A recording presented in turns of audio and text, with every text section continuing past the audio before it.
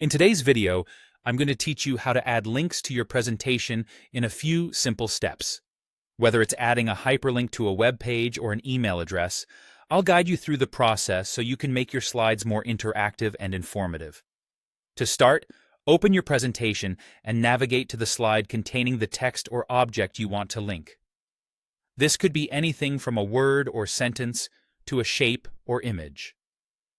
Once you have your desired item selected, you have several options to create the link. If you prefer using the menu, look for the Insert option at the top of your screen. Click on it, and a drop-down menu will appear. From here, select Link. This will open the link dialog where you can enter your desired web address or email. Alternatively, you can use the toolbar for a more direct approach. Simply locate the icon that resembles a chain link. It usually sits among your font and formatting tools. A single click on this icon will also bring up the link dialog. If you're comfortable with keyboard shortcuts, they can save you time. For Windows users, press Ctrl+K, and for those on a Mac, use Command+K. Both shortcuts serve the same purpose, immediately pulling up the link entry dialog. Once the link dialog is open, you'll be entering the web page or email information you wish to link to. If you're linking to a web page, be sure to copy and paste the full URL. It should look something like https://www.example.com. This ensures that when someone clicks the link, it takes them directly to the correct page.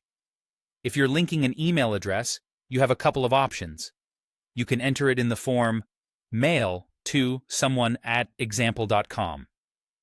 This format will open the default email client when clicked, ready to compose a new message to the specified address. Alternatively, some presentation software might allow you to simply type the email address directly if they support direct email linking. After inputting your link information, the next step is to apply these changes. Look for an Apply button or an equivalent option within the dialog box. Clicking this will confirm your link and attach it to your selected text or object. Finally, it's very important to test your link. To do this, switch your presentation to present mode. Click the linked text or object and make sure it navigates correctly to your desired web page or email client.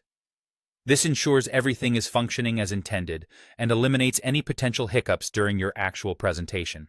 And there you have it. By following these steps, you've successfully added a hyperlink to your presentation. This technique can help you create a more dynamic and interactive experience for your audience, making your content even more engaging.